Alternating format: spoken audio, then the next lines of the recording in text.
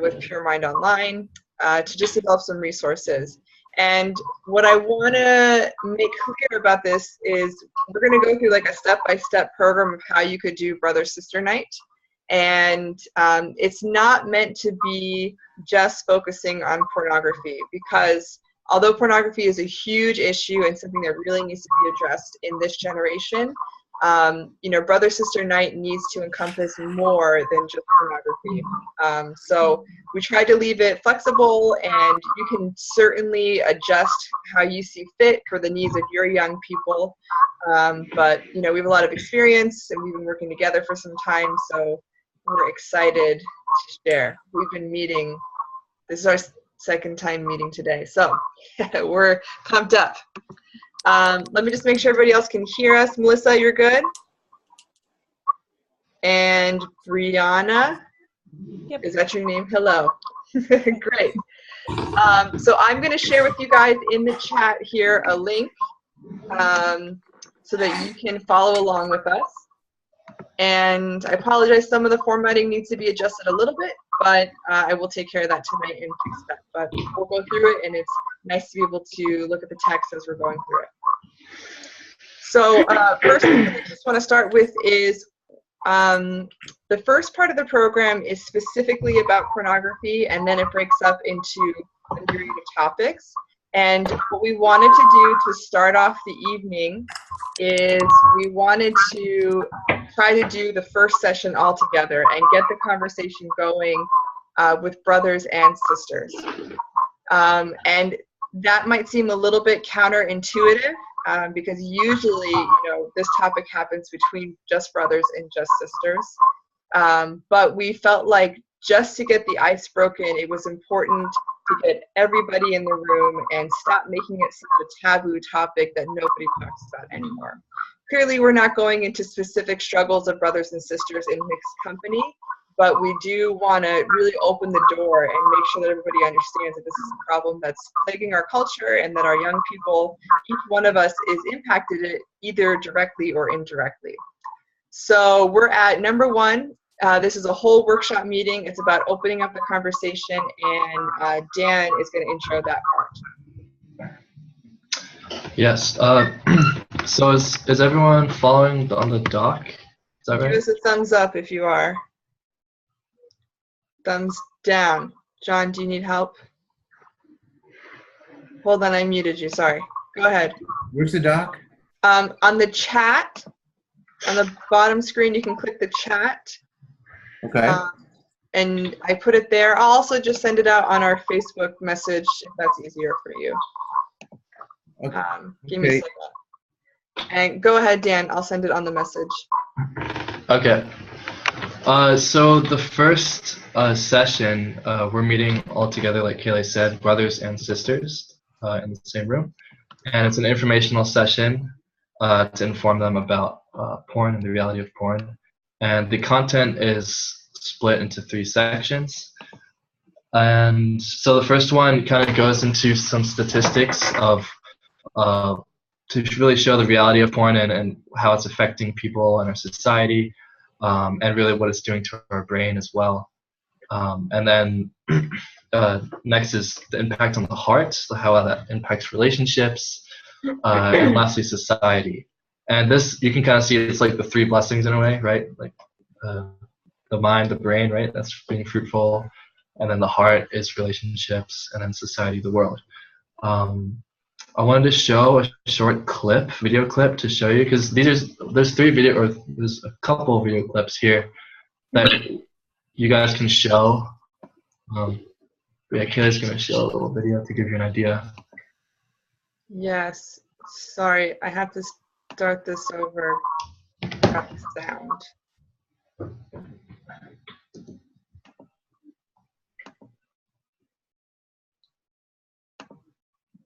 All right. How much do you want me to show, Dan?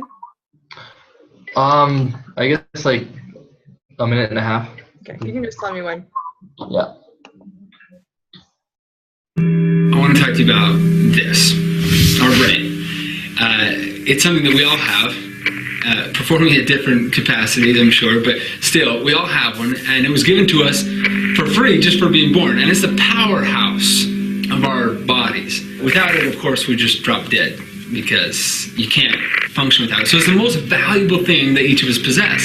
So it's pretty important that we protect it, right? And luckily we have these things called skulls to help us out. Sometimes we challenge those skulls and do things that kind of hurt our brains, like this. And this.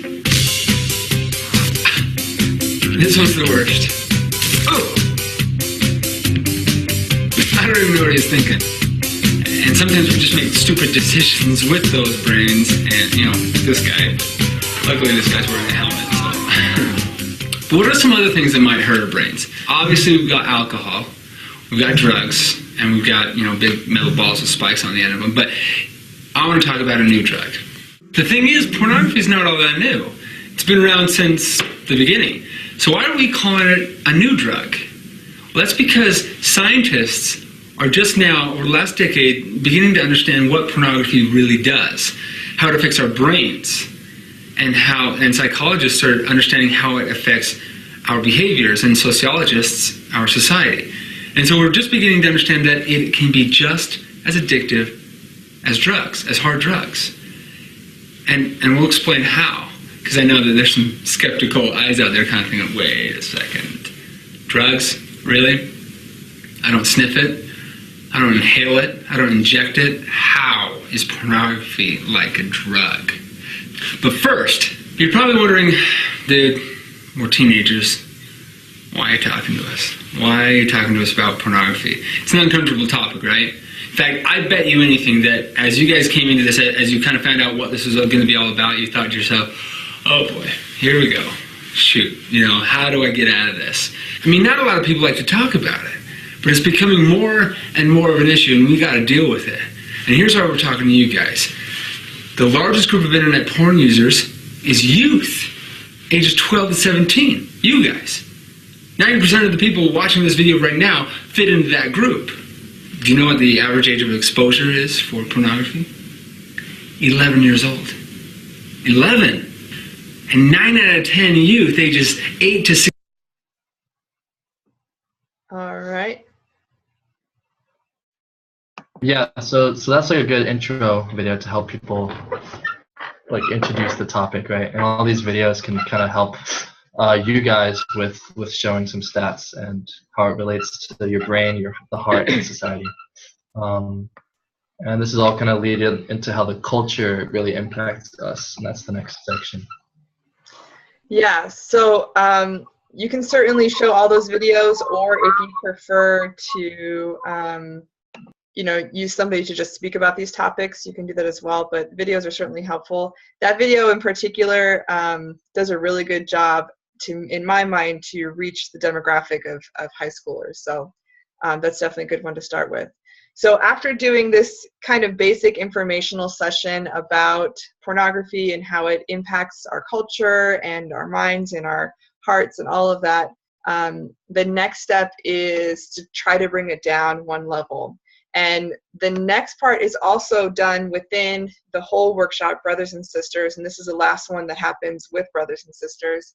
And it's meant to be kind of an expression from each gender. So from the male side and from the female side, what this pornified culture, which is this term that we're using these days, how this culture impacts growing up as a young person, as a man or a woman.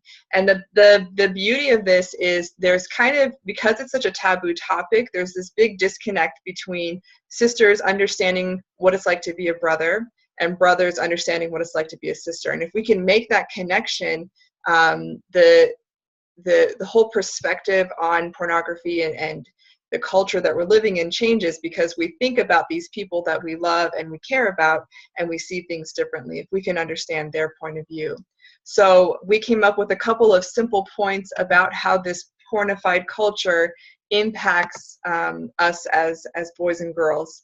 And Dan and I will share about those just to give you an idea. You know, these are basic points, and of course you can change them, but it's helpful to have kind of an outline. So go ahead, Dan and Iowa.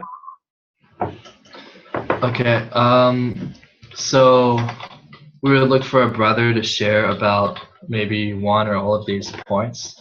So one here is our peers make us feel like it's uncool to be pure. So that's like, growing up in middle school or high school, like it's almost natural for guys to encourage each other, like start to talk about girls in a dirty way, or to like, oh, what porn did you watch? Or like, it's just very like, it's a very pornified culture, especially in middle school and high school. So it's uncool to be pure. That's one point. And then next, society teaches us to value the external value of a woman more than the internal value. And that's kind of similar, where like what porn kind of does is, or what the culture does is encourages this kind of value, like misplacement of value, where we're valuing how a person's body looks like rather than the intimate connection we can have with that person. And then lastly, the definition of masculinity is skewed. Like people, guys wanting to be more macho, like, or being expected to be stronger, or having a certain body type, right? So that's for guys. Yes, and then for I guess a sister's point of view, it would be the obvious consequences of the things that the guys go through. So naturally, you kind of grew up feeling like it's normal to be objectified as a woman, or you expect to get hit on, or hollered at, and you kind of just learn to digest being disrespected, whether it be on like a small scale at school, or like a car passing by in the street. You just start to like normalize that as like, okay, I just have to deal with this. That's just who I am as a woman. I just have to deal with it. Another point is that it starts to work at our self-esteem and our value, because we tie it really strongly with like not only from pornography, like just the whole pornified culture of exploiting women to be these curvy, sexual, like, scandalous kind of figures. And if you don't look like what they look like in the magazines, or if you don't dress how they do there, or you're not flirting the ways, and anyway, like interacting with your brothers like in a weird way, then you start to question your value, or if you're attractive, or your self-esteem goes down, or it starts to be on the rocks because of those things. And another point also is probably a big one, is there's like a disconnect in what we're told, like that your internal beauty is what really matters and these kind of things. But when you grow up in such a culture that's I guess puts appearance and things like that on a pedestal, then you feel really like, how can it be that my internal beauty is all that matters, when like clearly external beauty is what makes, I don't know, what gets the reward, or like just gets the attention. And so you start to kind of almost develop a difficulty trusting in men or in male figures. I think those are just some points that maybe how that culture can really affect a girl growing up. Yeah, and you can certainly change those. And the idea behind these testimonies is that it should be kind of a generic testimony about what it's like to be a girl and what it's like to be a guy, to help brothers understand how this culture is impacting their sisters, and help sisters understand how it's impacting their brothers. I remember so many times as a youth pastor, I would try to talk with high school girls about brothers and what their struggle was like, and they would literally be like, no, that's not right, because there's such a disconnect between what it's like to be in a guy and girl. That's how God made us, but we need to try to help each other understand so that we can support each other during this really important time and fight the culture. So they should be generic testimonies. Specific testimonies about how it impacts, certain aspects of your life is good, but you're kind of speaking for the whole gender population. So then following that, number 3, we split into brother and sister meetings, so separate meetings, and this happens as one large group. This is an opportunity for brothers and sisters, older brothers and sisters, to share about specific topics. The thing about brother-sister night, in my experience, is it can easily tend to be a heavy dumping session, particularly for girls. It ends up just being a lot of dumping of what's going on. And same thing for guys. Pornography and masturbation is the thing that comes up the most. Certainly other topics come up as well. but we want to take away the feeling of like, okay, everybody, it's brother sister night, we're going to share about our problems. You know, we want to take away that feeling, because that's not healthy for anybody. These are teenagers. We're not counselors. We're not trained people who can deal with teaching people how to overcome their problems. We're just youth leaders who are trying to support our younger brothers and sisters. So it's important to recognize that. So the idea of the night is to try to think about who we want to be instead of our problems. We want the main focus to be about where we're heading and the kind of person we want to be, and let that be the motivator and driver of the whole night. So when the team leaders and staff give testimonies, the idea is we want to focus more on who I want to be and where I'm heading, and allow the challenge or struggle to be supplemental to that. So the focus, some examples are on here. The focus is, if it's about pornography, then you want to talk more about the kind of husband you want to be, or the kind of man that you want to be, or, you know, having control of your life and filling your life with things that you're inspired by, and let pornography be a blocking point for achieving that. Let the challenge not be the main focus of the sharing. When it comes to pornography as a struggle, I posted a couple of videos there. The first one is just a video clip from Fight the New Drugs website, and it's a really cool one about a guy who was addicted to porn, and he gave it up because his internet stopped working for several months or something like that, and he became really happy. And then he got married, and he was really happy, and porn came back into his marriage. And he realized that he has to focus constantly on who he wants to be, and he has to fight for that. It's a really good one. The second one is a testimony from Suncook Burns, and his wife, Sunmarie. They're from New Jersey. They're a blessed couple, and they have their little baby in their lap giving the testimony. And he just gives his testimony about how when he was in high school, he really struggled with pornography, but he made it a point to overcome that struggle before he got matched and blessed, because he wanted to come to the table without that burden. And Sunmarie talks about how much it meant to her that he could be honest, and that he had really worked on himself before coming into the marriage. So it's a good one to feature. And then there's also a video clip about a woman, a strong Christian woman who was really met with adversity when she was struggling with this, because people didn't believe that women could struggle with pornography on such a deep level. So if that's something you want to feature, kind of shattering the stereotype that pornography is only something men deal with, that's a good one to feature. Then on the flip side of that, particularly more for the sisters and the brothers, a lot of the topics that come up for girls are about self-confidence and relationships and sometimes faith. It's a good idea to feature a testimony or two about those topics, not just pornography and not just the impact of the pornified culture on us. But yeah, the idea is to focus on the positive aspect of where I'm heading and who I want to be, and then feature the challenge as a way to open up a vulnerable environment for our younger brothers and sisters to look at themselves and think about where they're at. So number 4, after they do that, they do their own reflection, kind of like a mimic of the testimonies. They think about who they want to be and where they're headed. They identify one blocking point, and then they take some time to reflect about when and where these situations occur in your life. And that has to do with triggers.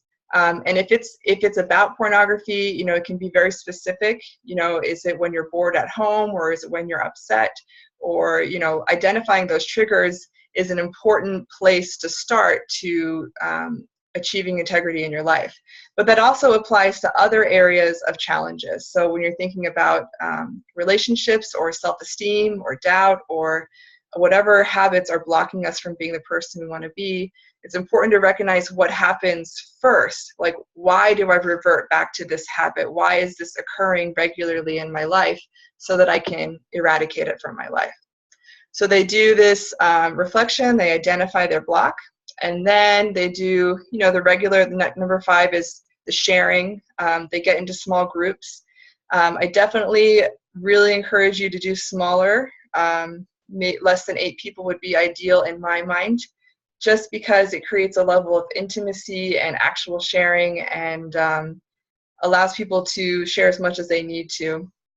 Of course, you can adjust the time as we go through, but they share about those topics, and it's definitely a good idea for a leader, the small group leader, to share first, to open up the environment. But, it's always important to recognize that we should never be dumping our problems on our younger brothers and sisters. So it can be a current struggle, but we shouldn't be leaving our proper position as an older brother, sister figure. So then we've had the chance to share and everybody's really connecting deeply. We want to get back to the point where we are thinking about how to overcome these challenges and how to become the people we want to be. Again, we want to get away from the dumping heavy session of brother-sister night. And that's why we have this strategy session. This is number 6. Now, you can do this 2 ways. You can either have testimonies from brothers and sisters, or you can share some practical resources. You can do whichever way you want. And more for the pornography side of it, it would be most likely resource-based. And then most likely for the sisters, if you want to address the other issues, it might be more testimony-based, and we'll go into that a little bit more. And I will let Dan and Iowa share about that. Okay. So if you look here on number 6, there's a list of many resources, and I guess you can choose if you want to share all of them, but they're pretty good. So some of the not online stuff, like good relationships, how you spend your time, open dialogue with parents, those are things I guess you can suggest to the kids, which are good ideas. But in terms of actual external resources, puremind.online is a very good resource. There's a section on there that if you click on I'm a Struggler, there's a lot of great material that you can look at for people who are struggling. And accountability partner, I feel like is really huge and really helping people that want to get out of, maybe if they have a current addiction. I think that's really important. And so there's Our Tribe app is an app you can download. And if one of the youth leaders want to form an accountability group, be a leader of one, you can set that up in Our Tribe. It's an app. Or you can just organize a meeting with a group of them face to face. Or I have here, if you look at number 5, part C, you can talk to people like Andrew Love, Reverend Thompson, David Wolfenberger, who have a lot of experience with already meeting with groups several times, every week. And some other stuff, external resources, Covenant Eyes is really good. It's internet filtering. It's another way of accountability. And Fight the New Drug is a really exciting website to check out, because it's really bringing this movement towards fighting it's an anti-porn movement. It's fighting for pure love. So there's a lot of cool t-shirts and wristbands with people inspired. There's that kind of resource, and a lot of good material information how to fight porn. Yeah. Cool. Yeah, and then for the sisters night, I think there's a lot of topics to cover, and a lot of girls are complicated, so we go through a lot of things. So probably the best way to approach it is that right after we have these trigger groups, and you because there'll be a leader in each one of them, you can kind of all gather together before moving into this section of the night and just discuss what were the common topics that were really coming up. Maybe a lot of girls are going through esteem issues, or maybe a lot of girls were talking about faith confusion in their faith. And you can prepare that each staff member would be ready to give kind of a victorious testimony about how they maybe also struggled with this, but they were able to overcome it. Just because in the experience, there's a lot of topics, and if you tackle them all, in one thing, it can take a long time, and it can be quite overwhelming to hear. So just trying to stay relevant to the group that you have in your girls' night. However, like, probably good to also, yeah, so after you give those victorious testimonies, we were thinking that you could write on the board kind of the rest of the topics that girls may be thinking about or struggling with, like some examples like loneliness or isolation from the community or from their family, maybe seeking love in unhealthy places or unhealthy environments, even pornography, masturbation, faith, relationships, etc. And you could have these on a board, and on that board you would just have maybe a short description, and then also a team leader that maybe has gone through this and wants you can share or open up to them about that. And the idea is that for brothers and sisters, we would do this. We would have elder cards at the end, and that's something we learned from Koki the other day. I guess it's a Bay Area thing, but basically the card would just give the opportunity for the kid to write down, what their problem is and which staff member they would want to talk to about this thing. Just because a lot of times, that one-on-one mentoring or just taking the time to talk one-on-one with the staff can be a big deal and a big help. And you can't just do it all in one night is what we're thinking. So, yeah. Yeah, and I know in One Heart they do really fancy cards for elder cards, but all you need is a piece of paper, and people can collect it. And the key point is that they write down their name, the name of a leader if they want to talk to somebody specific, and then kind of the topic they want to talk about. That allows a leader to be prepped. And the leader should, as much as possible, try to make that happen during camp. If that's not possible, absolutely follow up afterwards. But, the whole environment of camp allows for vulnerability and deeper sharing, so should definitely try to happen within camp. And again, the elder cards is a way to prevent the dumping, oversharing that tends to happen, at least for sisters on sister night, but still allows for healthy communication with an older brother or sister about challenges that they're facing. And it's a great chance to get to know a younger brother or sister. So to that point, this topic we just talked about, it could be very easy to be a long, drawn-out program, but in my mind, it really should be about 15 minutes. You just want to get the basics, and then if people want more information and want to share more, they can reach out, and we create a space for them to do so. Because the next session is pretty essential to closing out the night. I mentioned that we're suggesting that brother-sister night becomes more of a positive, forward-moving program. And we have a suggestion for how to close out the evening. There are several different ways you can do it, and we had a list, and I said we would just feature one or two ideas. You guys probably know some other ideas that you could use, but the idea is that you should do some session with the brothers and some session with the sisters that allows for this feeling of, yes, we can do it. I can become the person that I do want to be. I have the support of my brothers and sisters. I'm not alone. And leaving the evening feeling like I am on my way to overcoming this challenge.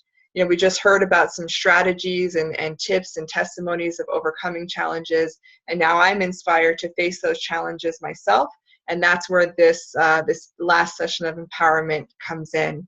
So I asked Dan and Iowa just to share an example of a physical activity, and this is just an example. You can use whatever you want, and then an example of a more internal activity based on the needs of your group.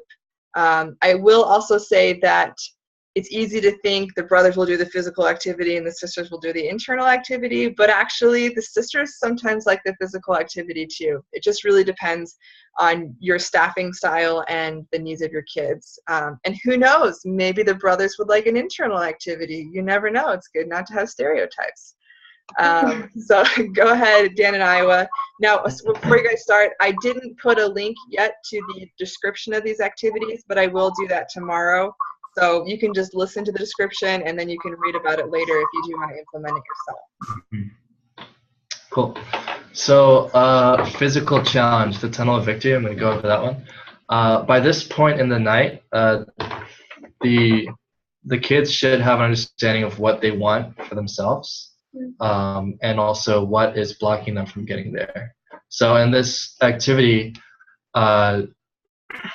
basically how it's set up is the person who volunteers to go will choose 3 people to be their obstacle, and that obstacle represents what's blocking them from reaching their goal.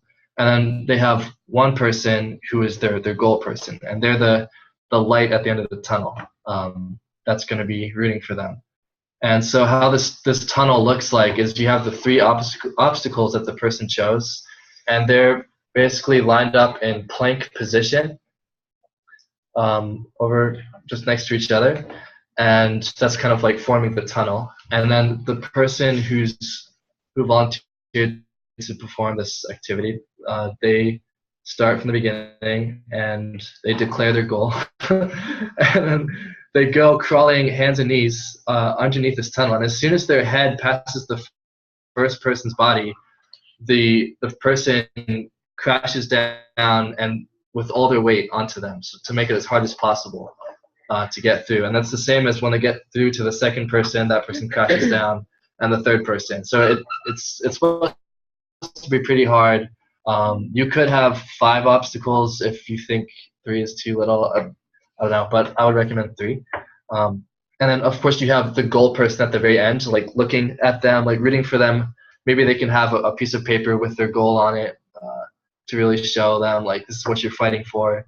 And once they get out of the tunnel, then they reach victory. And while this is happening, everybody else is cheering them on like as loud as they can to really show them support. And we all embrace at the end to really show our communal spirit. Yeah. So. It's a pretty special thing. And one thing I just want to add on the sister side is, and not to put my gender down, but this is actually a very strenuous activity to do, and it's quite difficult to do. And so sometimes it's okay as a leader to recognize that somebody really is having a hard time getting through the tunnel. The whole point is that they should get through the tunnel victoriously. So if they're not really making any progress, it's okay to get behind them and push their feet a little bit forward, or a lot of times they'll drag the people that are on their backs with them, and that may be nearly impossible for this little girl to hold 3 kids on them while dragging them. So it's okay to pull those people back, and once they're done, tell them to come up and cheer. So it's okay to make accommodations and adjustments. The whole point is victory. Nobody should not be successful in this. And I just wanted to add those more practical points for the girls from my experience.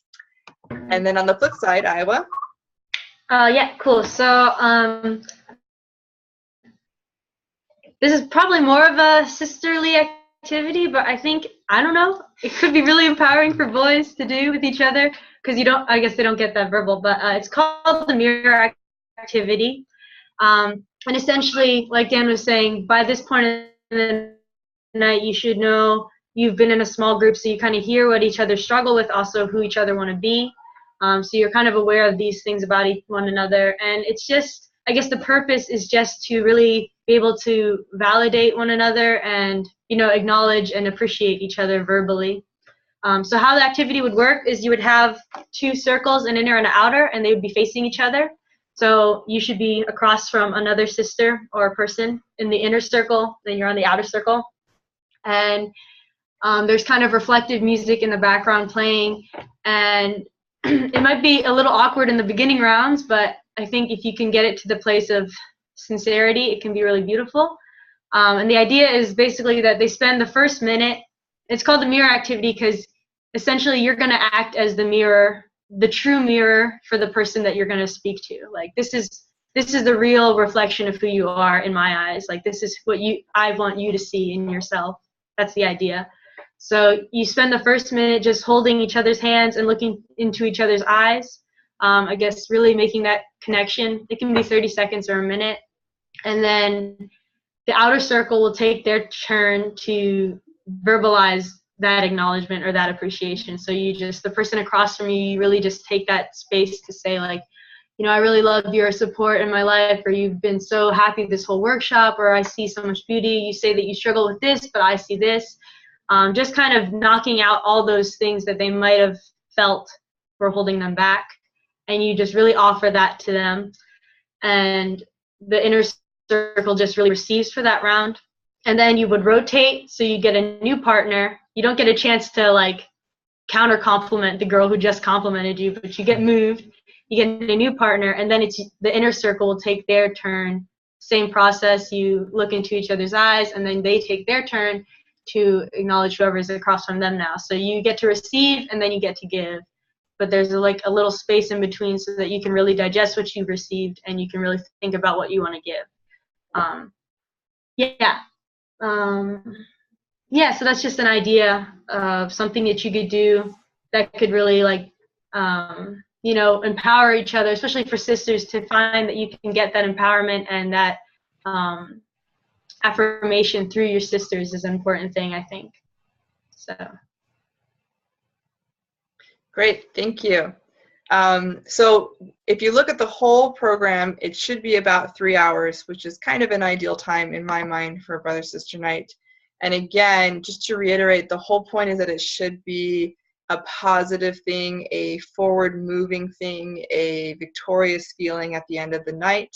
Nobody should feel heavy. Everybody should feel like, wow, I feel so inspired, or I don't feel this weight anymore. I feel like I can actually become this person that I want to be. I've identified what it is that's blocking me. So certainly totally adjust this, change it as you want. It's just meant to be a healthy resource. But I do want to open it up to any questions or comments or points that anybody wants to add on. You guys are all leaders yourselves, so you're certainly welcome to add additional points and resources. You can wave your hand or unmute yourself if you want to share something.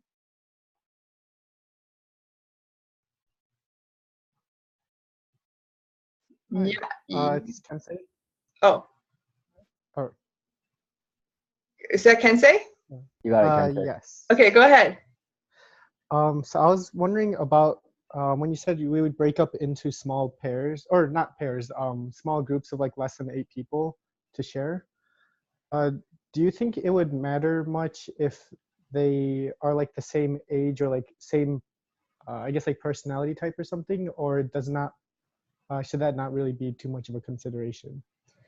I'll respond to that first, and anybody can add on if they like. There are 2 ways of doing it. One of them is to split it up by age, particularly if there are more sensitive challenges that your group of youth are facing. That means that the older guys are facing deeper challenges than the younger guys who are just coming into high school and just being exposed, and you're worried about them kind of being shell-shocked by hearing what their older brothers or sisters are going through. So certainly you can do that, and that works really effectively to let the seniors and juniors feel like they can share freely and they're not going to dump on their freshman and sophomore younger brothers and sisters. However, the flip side of that is you miss out on the opportunity of keeping that team dynamic. So you may be in a group with people that you haven't been sharing with all week. And as long as you have a good enough leader who can open up the environment, it doesn't really matter. But the other way you can do it is you can just keep, the brothers or sisters who are on their team already and have already been getting to know each other and have a foundation. Then that group shares with each other. And the beauty of that is what I've seen is that the older brothers and sisters really rise to the occasion and nurture their younger brothers and sisters. And it's quite a beautiful thing to witness. So my personal opinion is if you're feeling like the energy of your group is that there is some more challenging situations coming up and people really do need to share it, then you should separate by ages. But otherwise, if you have small groups, it's pretty special to be able to share with the group that you've been getting to know all week. If anybody else wants to add on, certainly welcome to. And Kensei, I know that wasn't an actual answer, but I gave you 2 possible answers. Yeah, it's good to hear both perspectives of it. Thank you. Yeah. Yuki, did you want to ask something?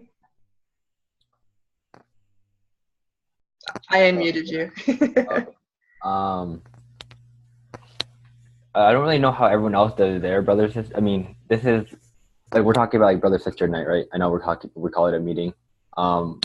and I don't know how other places do it. I've only known how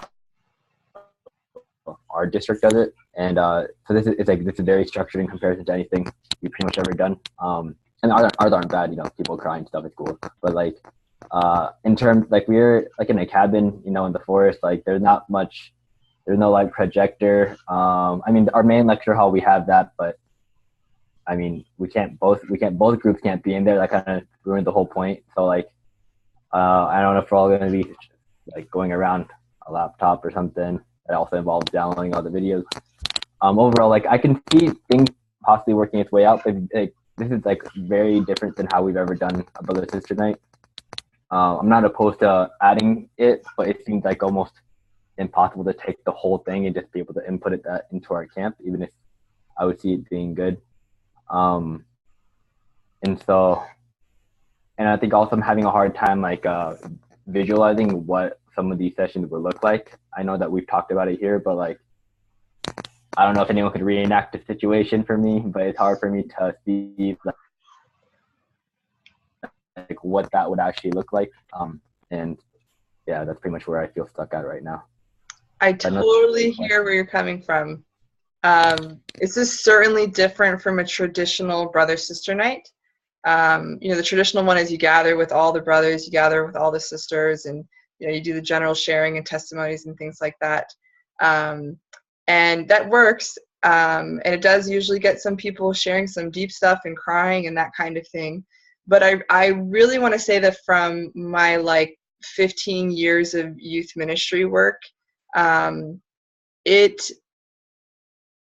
brother sister night, in my opinion, hasn't really helped anybody in their life. What it does do is fill a need for teenagers to get their emotions out and be heard and acknowledged, and that there's value in that. But all of camp is pretty much about that. It's pretty much about making this emotional connection and feeling like you have your brothers and sisters who are there for you, and learning some educational stuff on the side. But what I've seen in my experience is a lot of stuff comes out, and sometimes people feel like they have to share when they don't want to share, and you start to feel like you have to one-up people, and you compare yourselves to people, and the dumping session kind of becomes the focus. And sure, at the end of it, most people will do like a group huddle and an inspirational prayer to kind of like lift up the energy. But what happens with that stuff? Nothing really moves forward. We just shared it. But the idea of this, or something like this, is to make it more vertical and allow it to move forward. So like we're sharing it, and now we're doing something with it. Instead of getting stuck in what's happening, we're moving forward. Koki was sharing last night about the vulnerable moments activities, and actually his main takeaway from doing so many of those is that they're not so effective if you don't have some kind of forward thing that happens afterwards, because all it becomes is this horizontal connection without something more vertical involved. So just in the technical aspect, the only part that you really need a computer for, if you even want a computer, is the first session where everybody is all together. The rest of it, you don't need a computer at all, and you could do some kind of informational session without a computer at all. Somebody could just share about these points. And the rest of it, it is very specific. That is my style, and I apologize for that. I'm very organized in timing, and when I'm working with the staff, I like review it 300 times and make sure they know exactly at what minute they need to be where.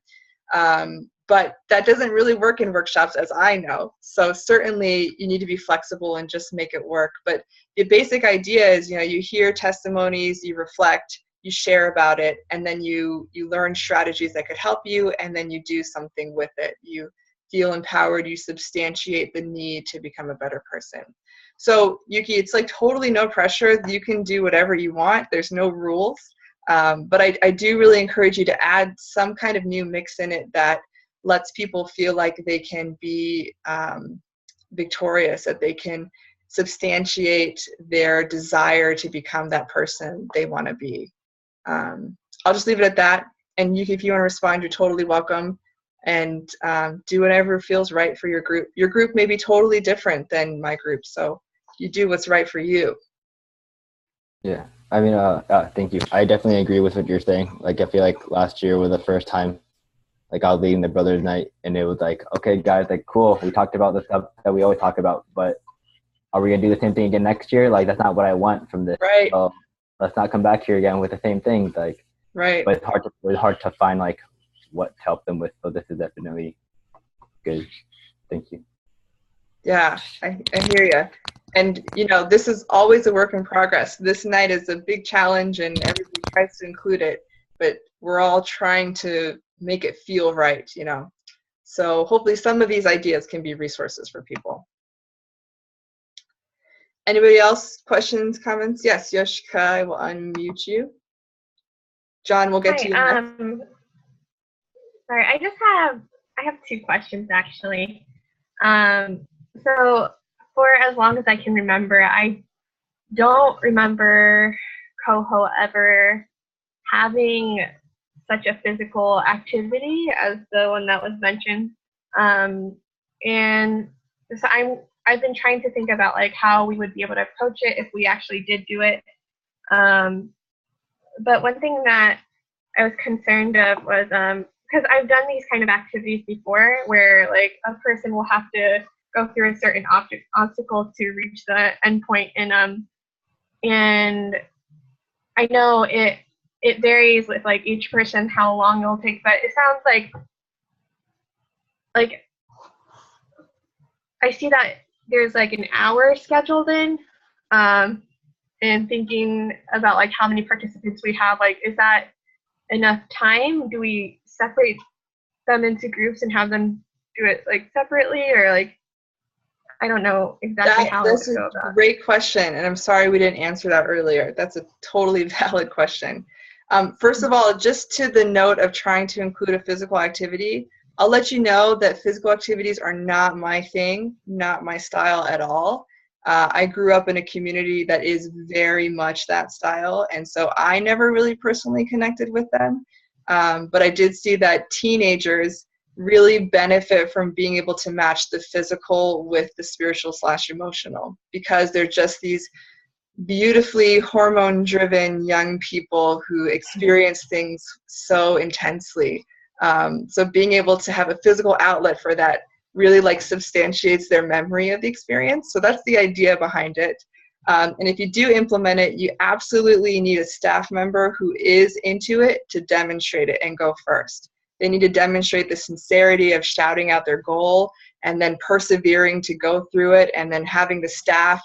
I mean, one of the most beautiful things is the people who are holding them down, or the person who's, I'm like getting chills thinking about it, the person who's their goal, you know, if they're like prayerfully really investing into this person, it becomes such a spiritual experience, and a really deep bonding experience. And even though I'm not so into it, being a part of it is truly transformative for me.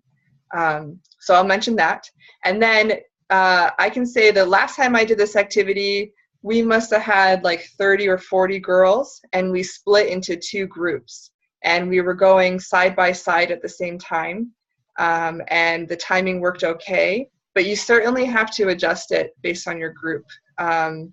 And, you know, if one group is going and another group doesn't have anybody who's going, you know, they all join together. Kind of has to be this like flexible situation. And it's quite possible you could go overtime. But I will say not everybody goes, and that's okay. It should be just for those people who want to go. Nobody should be forced to do it. Yeah, I don't know if anybody wanted to add to that. Okay. John, you wanted to add to that? Yeah, well, there's definitely different versions of that same activity. Sure. Yeah. They involve the level that we're holding back, right? So essentially, there's the really super hard where you have to fight with every ounce of your energy to get to the other side, and then there's more like a gauntlet, where essentially you have to just simply overcome your emotional fear of running through the gauntlet. And like that was more on like an STF style, where you basically lined up and people ran through the gauntlet, and we tried to stop it, but it wasn't like a wholehearted blocking them. but it was more like just you had to push through symbolically, right? Right, You know, right. I participated in both, and this being at night also kind of changes the tenor of the whole event, that activity in particular. So yeah, I mean, I think you spelled it out pretty well. You know, if it's appropriate for your group, if it works, if it fits, you know, do it. But if you know you want to modify it, you know, to make it work for the numbers or for whatever reason, right? There's a lot of flexibility there. Absolutely, yeah, definitely. And what, Yoshika, did you have a second question? I do. It was just more on like, yeah, like I mentioned, like some of these activities we've never done, and so for us core staff, like I'm sure we have to like educate the team leaders themselves as well, and Yeah. we're actually thinking of like running them through like simulations their staff day, and I can see this activity being like good for that if none of us have ever done it before. But how would that work exactly? Do we run them through like the exact same activity and have them go through the same thing, or like explain it to them a little bit and then give them like a brief outlook on what it would be like? Or I really encourage you to do it, and do it like with total energy, heart, give them a good pep talk, be hardcore. We call it beta testing in our community, where you just like do it full out and let the staff have that bonding experience themselves. And they use that as a foundation to create the energy at the workshop, because they can testify to its experience for themselves, and they bring that energy with them, if that makes sense. yeah, that makes sense. Yeah. I understand the challenge, but it's kind of like the challenge of implementing it or doing it with your staff is almost as great as the actual activity itself. So it's a good internal challenge to match the external challenge.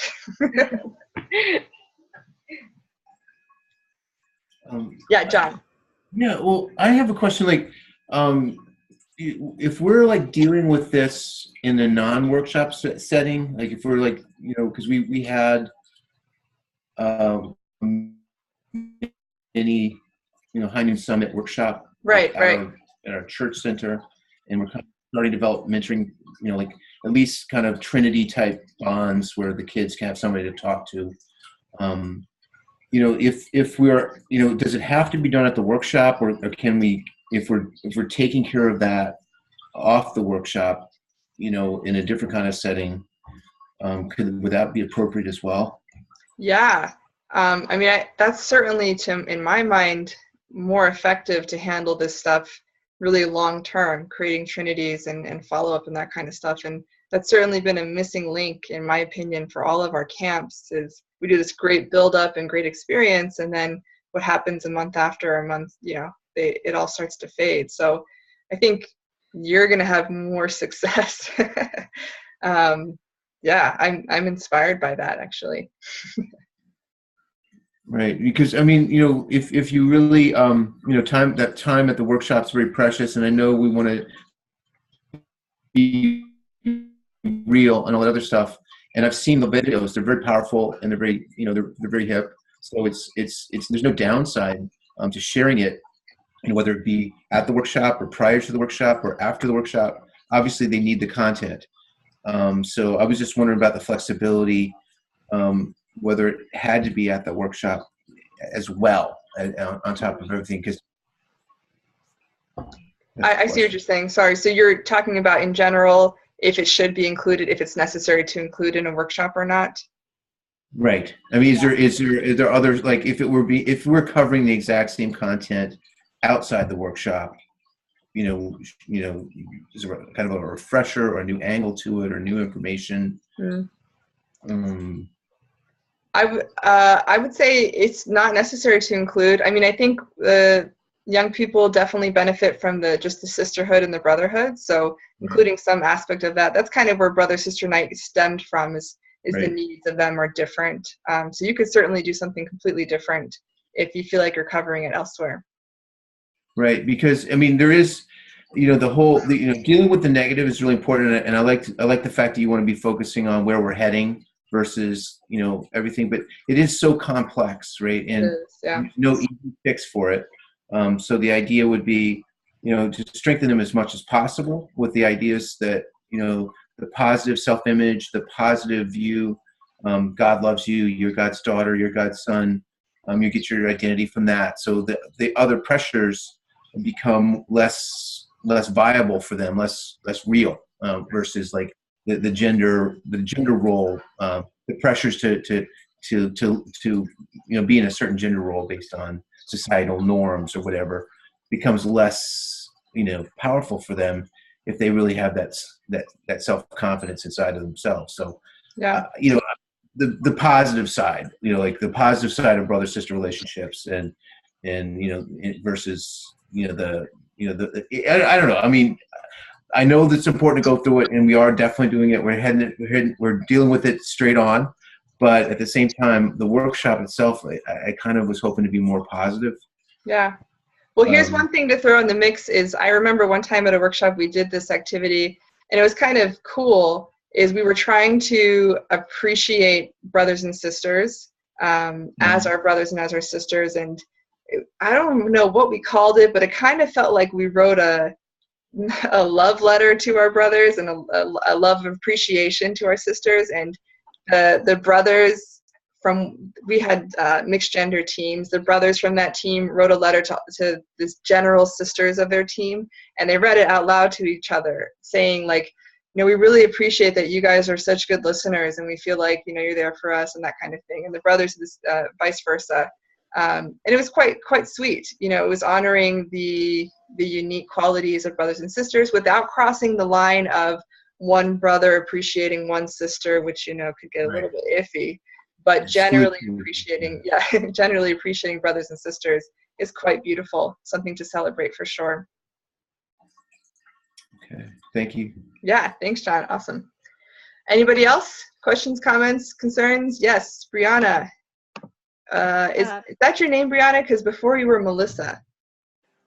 So my first name is Melanie, but Melanie. That's what it was. Okay. I didn't just change it today, but I did go by that most of the time.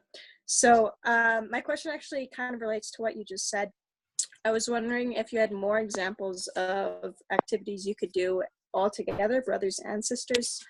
I'm asking this because I know in the past we've done like very separate, and then when they get back together in their teams the next day or later that day, it's kind of awkward, and they feel like they've missed each other's experiences, and then when they are back together, there's kind of a disconnect.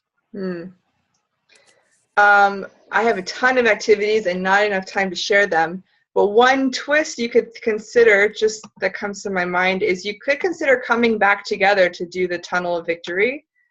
We did that at one workshop, and still, you know, the brothers are doing the activity for the brothers. Clearly no girl is going to lay on top of a guy, that kind of thing.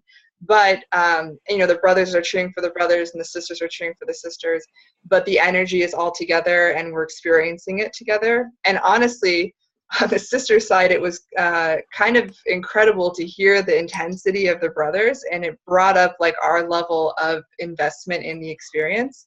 So that's certainly something you could do where you feel like you share that empowerment activity together, or you could do a similar activity that's not so touchy, and you could do it together. The empowerment session could be together. That would really leave people feeling like we're in this together.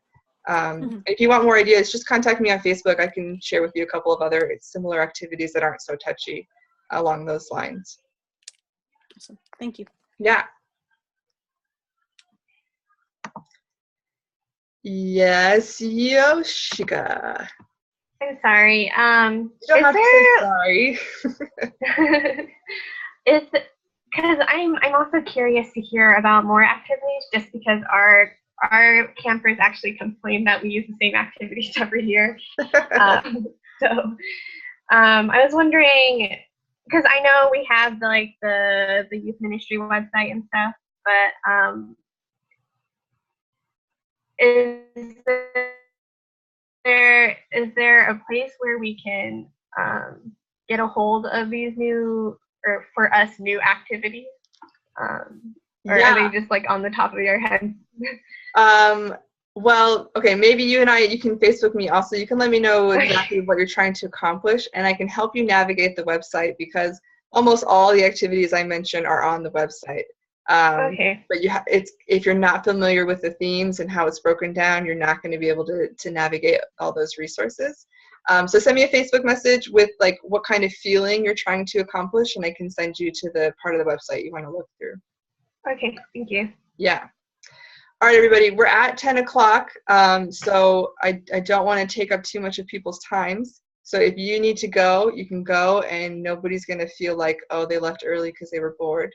But if you have other questions, you can certainly ask it. I just want to give people the freedom to leave if they need to go do other stuff. Yes, John, are you waving bye? Okay. Bye.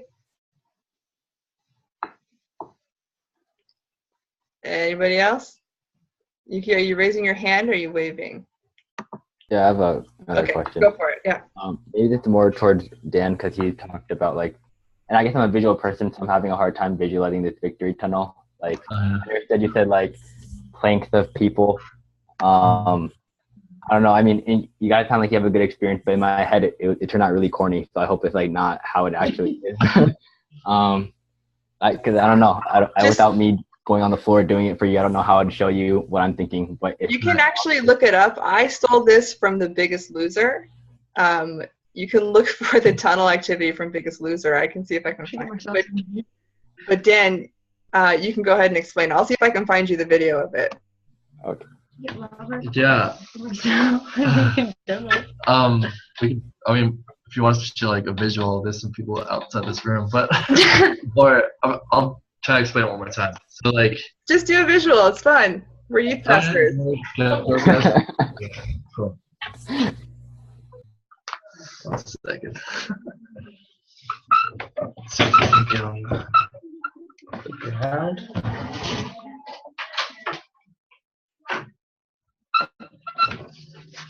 Right. Sorry. That's cool. It's better that you have multiple people. I thought I was gonna have to try visualizing by myself on the floor. So I was making space. Visualize. Sorry. All right, so we're gonna show you a visual. I'll bring it outside. Yeah, can you hold it up? Okay. Okay. All right, so Sorry. So say I'm the person who is volunteering to go first. Now I'm gonna choose 3 obstacles, or 2 obstacles, just in this case. So that's Robert and myself. Because we're doing the tunnel and victory. Oh hell. So like go in the tunnel. It's victory, you guys. It's not hell. It's hell. No, it's the same. It's the same, yeah. You're right. Yeah, and then I'm gonna have a goal person. So Michelle, she's at the end of the tunnel, and she's That's like, his sister. she's rooting for me. She can like look below the tunnel and be like, "You got it," and maybe have a piece of paper that has my goal. And then I'll go, and once my head passes through the first person, Go sideways view. If you go under. Yeah, once my head passes through the first person, he's gonna drop his plank and put all his weight on me to stop me. So then I'll go. Yeah, Dan, you got this. Reach your goal. Come on, Dan. Come on, Dan. You got it. Come on, Dan. You got it. Victory! Yay! That was like a seriously watered down version, just so you know. Yeah, of course it's not actually going to be much. That's like the physical. You need people to hold the guys on top so they don't drag. Good point. Yeah. Usually that's a lot harder, but it took these out. So that looked kind of cheesy, but if the energy is set up the right way, then it doesn't, it's not as dorky. Okay, got it. Because actually, that was how I visualized it, but hopefully it will turn out better. Yeah. Well, hey, you can have 5 people to make it like really intense as like obstacles. I don't know. I mean, I imagine with like at nighttime, you know, dark and yelling. It'll turn out cool. I guess just in like a well lit living room area is not ideal. So.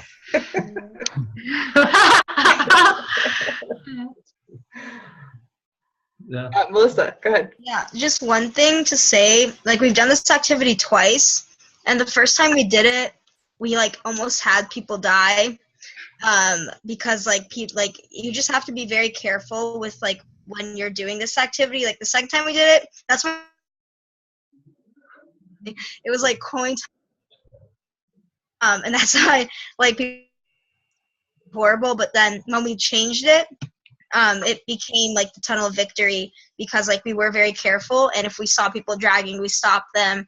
And so it's just important that you do have like someone who's like a safety person. That's like all they're looking at, because it is really easy for like someone to actually get hurt, or to like something to go wrong, because sometimes the kids, they're like, I'm just putting in all my effort and all my weight and all my pressure, and so it's important that they don't just like drop on the person, because someone got hurt that way the last time we did it. So it's important that it's like fast, but you know, calm, kind of, not like because all that weight on someone's back can really hurt them. So it's just like, if you do any of these activities or just any physical activity, it's just really important that you do have like a safety person. Yeah, and just like Yoshiko was saying, if you try it out, I think you'll experience the true difficulty of it, and you can see where you have to muster the energy and where the true challenge and internal, you know, substantiation comes from. Because it is actually really hard if it's done correctly. Mm-hmm. But Yuki, if you think it's totally cheesy, just skip it. Oh no, I mean, I imagine it being hard just because people can be heavy. I guess I was just way I visualized it and stuff like that. I just wanted to make sure it was okay. So. Yeah, and it certainly will be cheesy if you feel it's cheesy. So don't do it if it doesn't feel right. Yeah, usually you challenge the person to pick obstacles that are pretty heavy, like to challenge themselves. But, yeah. And then wait, for like the shouting goals beforehand. So like you write down your goal on paper and you give it to you choose your end person also in your situation. Yeah. Okay. Mm-hmm. And then they're cheering for you as like, are they cheering for you just as a person, or more towards like aiming for this goal that they wrote down, or both? I mean, I guess they're representing that goal at the end of the tunnel. So, I mean, you also have everyone else cheering for the person. So, but yeah, the person at the end is kind of like reaching out with their hand and like trying to encourage them to get to the goal. All right, sweet. Any other questions, comments, concerns?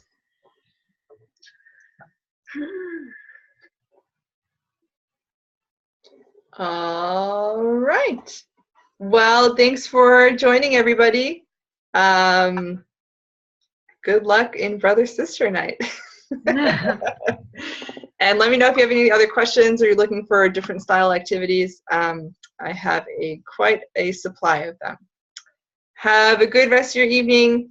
Thanks for everything you're doing. See you later.